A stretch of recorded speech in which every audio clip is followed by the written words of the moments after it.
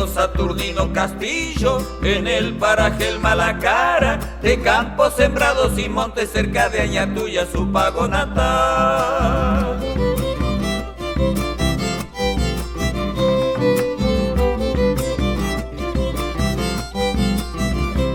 Desde Santiago del Estero partiste a servir a la patria, tu destino fue la Marina, recibiendo el grado de suboficial.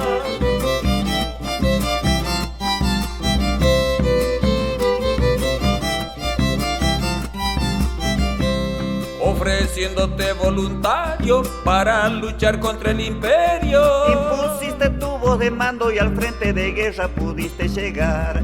Castillo, soldado patriota, audaz y valiente guerrero, que a nuestra bandera argentina en las Islas Malvinas hiciste flamear.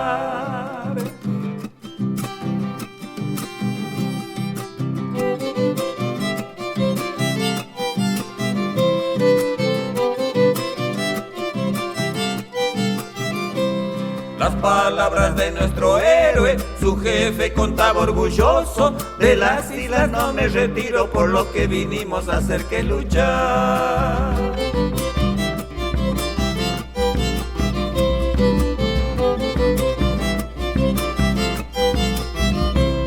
La noche del 13 de junio arreciaba el fuego pirata, con sus compañeros bravíos la Guardia Escocesa fueron a enfrentar.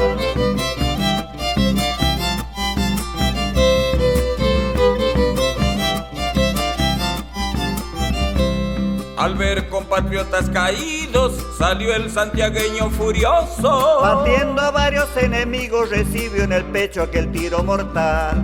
Julio Saturnino Castillo, de alma y corazón malvinero, te fuiste el 14 de junio colmado de gloria por la eternidad.